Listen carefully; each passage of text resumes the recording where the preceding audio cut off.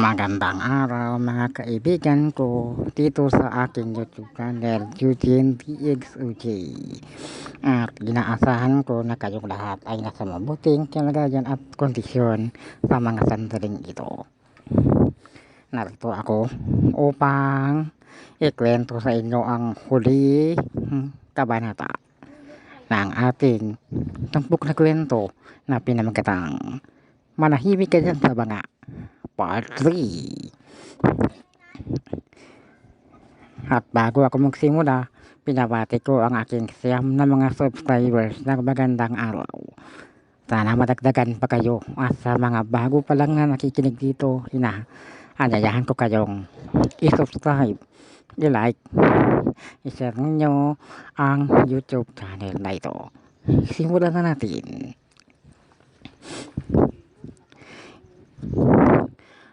Pagkatapos na matalo ng tatlo ang si Sumbiso na pinatahimik din sa banga katulad ni Professor Mario Capro, tumating ang kanilang huling pakikipagsapalaran habang naghahawakan silang tatlo sa kamay at maglalaro na sana. Narinig nila ang tinig na nagsabi, "Oo, oo, malapit na ang inyong huling pakikipagsapalaran. Ito na ang kahuli-hulihan at magbabalik na kayo sa normal." Talaga? Babalik na kami sa normal? Talaga? Babalik na kami? Talaga? Oo. Babalik na kayo sa normal at pagkatapos mabuhay na kayo. Ang konting pala pagkatapos nito ay inyo lang matatanggap. Paalam sa inyong tatlo. Nawala na ang tinig na kanilang narinig at pinaghahandaan nila ang kanilang huling pakikipagsapalaran laban sa kasamaan. Isang araw, may dumating sa kanilang komunidad na naman.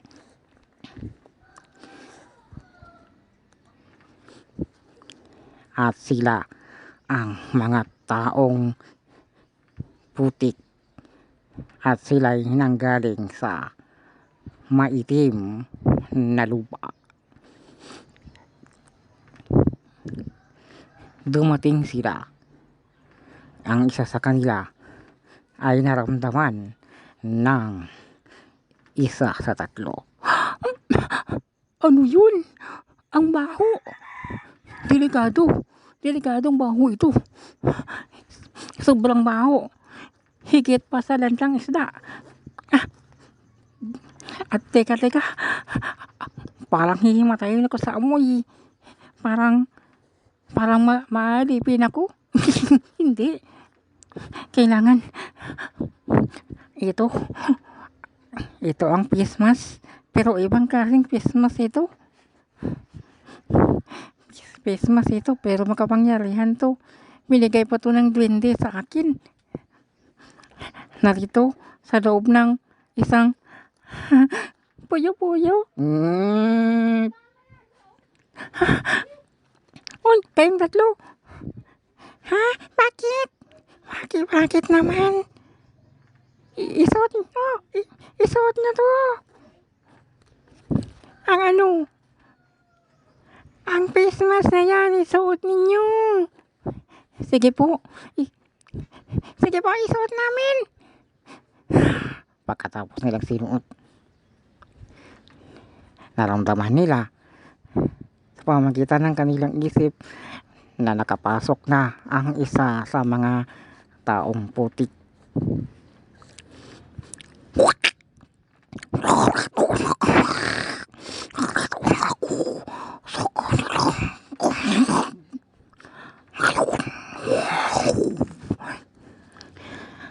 Kailangan umalis ako dito.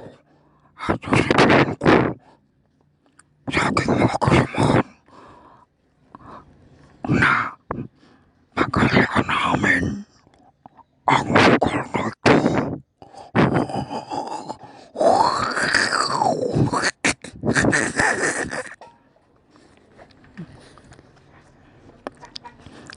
Pero naramdaman ng tatlo. Delikado, alam nyo, kapag ang sino mang makakaamoy nun, maaring sunod-sunuran sa kanila kasi ang baho. At ang bahong yan, ano po, ay magiging mabango na para sa kanila. Tapos, wala na sila sa kanilang dating pag-iisip. At muntik na tayong madamay.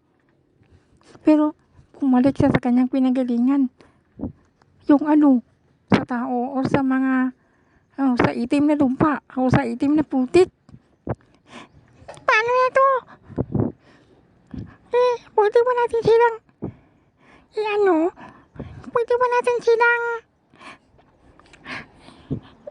papuntahin sa banga? Hindi. Isa lang yung pwedeng lumaban sa kanila. Ano po? Ang baboy na pipi. Anong baboy na pipi? Baboy nga siya. Pero wala siyang boses. Ano natin yan? Katayin? Hindi. Oo. Katayin natin. Tapos litsunin natin. At kainin natin. Pero tayo lang po. Hindi kasi maliit yun. Oo nga. Hindi nga sila lumalaki. Parang biik lang. Ano ba to? Alam ko na hinahanap ninyo ang baboy na pipi. Kito na siya. Pinatay ko na lang. Para kapag kinatay ninyo ay hindi na siya masasaktan. Salamat! Oo, kinunan ko na ng bituka yan. Wala ng bituka at malahi mo yan. Iletsunin nyo na lang at kainin ninyo. Magiging pipiling kami pag kinain namin to. Hindi. Ang kanyang kapangyarihan ay mapunta sa inyong tatlo. Bye-bye na. Wala na siya. Sige, let's-try natin. Pero, kahit maliit lang to pero mabigat. Madali lang yan. Sama-sama tayong tatlo. Sige. Kaya nag-isa sila. At isa na lang yung natitira. Yung isang tao na lang. Pero binata. At pinaikot-ikot niya yung litson. Ang oras, 1:30. Ayun, 1:30 na. Okay, hanggang 1:40 na lang tayo. Susubukan ko. Tuloy. Pagkatapos ay ito ang kanilang ginawa. Natapos na. Napaikot ko na. Luto na. Ang mabuti pa. Mabalik na ako sa dati. Magiging 3 kami ulit. Alain. Momo. Oo. Wowo. 3 na tayong ulit. Oo.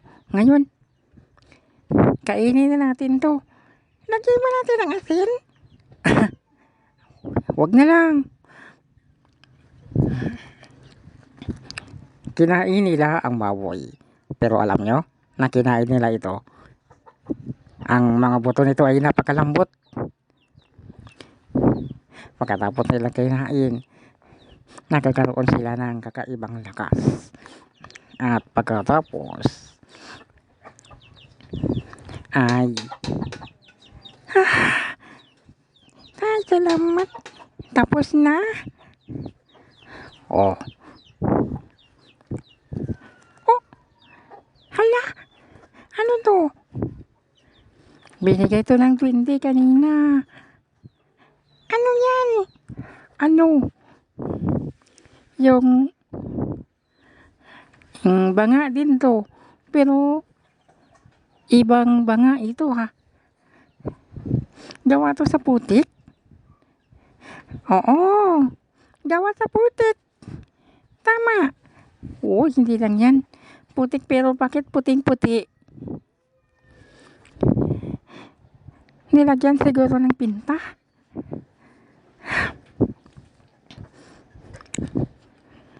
Kaya dumating na ang mga taong putik mula sa itim na lupa. At ang mga tao, Oh, ano na yun? Anong gagawin natin ito? Baho. Hindi. Paano na to? Magtago kayo. Kailangan natin magtago. Oo. kaya't nagtago sila upang hindi nila maamoy kasi pinagsabihan sila ng tatlo.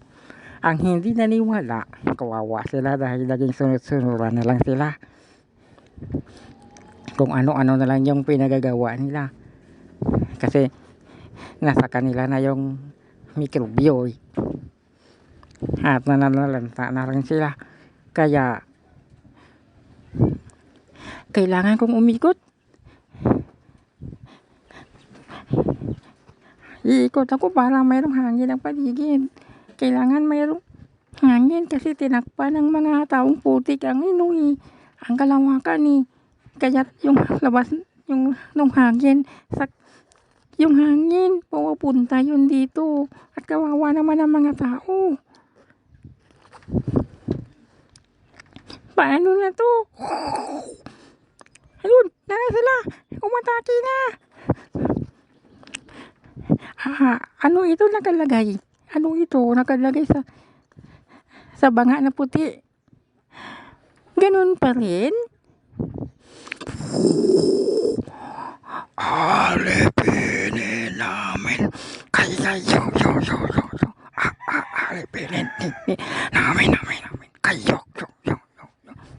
Ganun ba? Hindi manahimik na lang kayo dyan sa banga.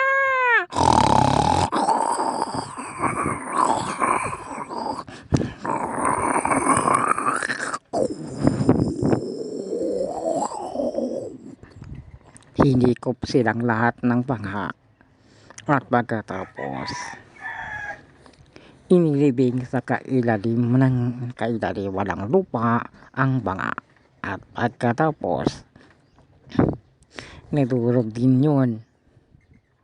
Pagkatapos ng pagkadurog ng banga ay tinamaan ng kidlat ang tatlo. Sabay-sabay silang bumagsak sa lupa at sa kanilang pagising normal na lamang sila. At ang ganting pala sa kanila ay ganito. Ang kanilang tiyuhin na mula sa Amerika ay dumating at nakita silang tatlo.